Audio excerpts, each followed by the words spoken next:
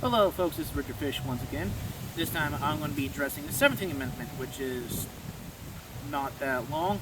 However, this is a start about some changes later on. So this is in the other amendment. So this is how it starts. The Senate of the United States shall be composed of 2 senators from each state, elected by the people thereof for 6 years for a total of 12 years and or 2 terms, no more. And each senator shall have 1 vote.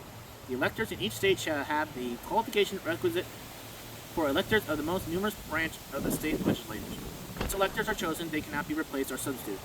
Any act to do so is considered a federal crime, and any individual convicted of crime thereby banned for life to hold office or the state federal government.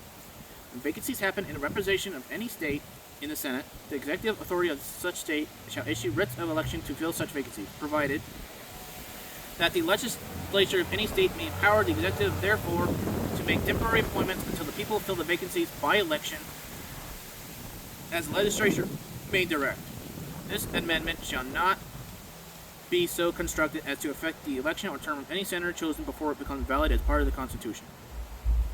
Now, the big one amendment I'm changing this is the first part. Elected by the people thereof for 6 years for a total of 12 years and or 2 terms no more. Yes, this is the start of when we need to start limiting the amount of time people can be in the federal government.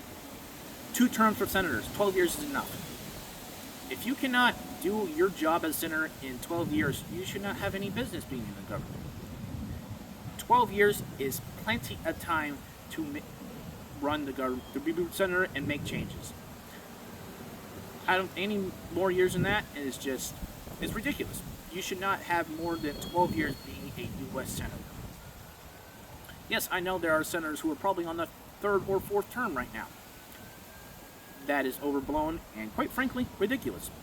So, this is the start of restricting people who are being held in office. Yes, there is another amendment later on that restricts this further, that talks about senators and, how long people be in government. But 12 years is enough. 2 terms. Done. Over. You're no longer able to be a senator after 12 years. If you feel like it, go be president or go to the House of Representatives. There's other places in the government you can be. 12 years as a senator is enough. That's all you're getting. No more, no less. You're not going to have 18, 24 years, 36. No. 12 years. Done and done. No more, no less.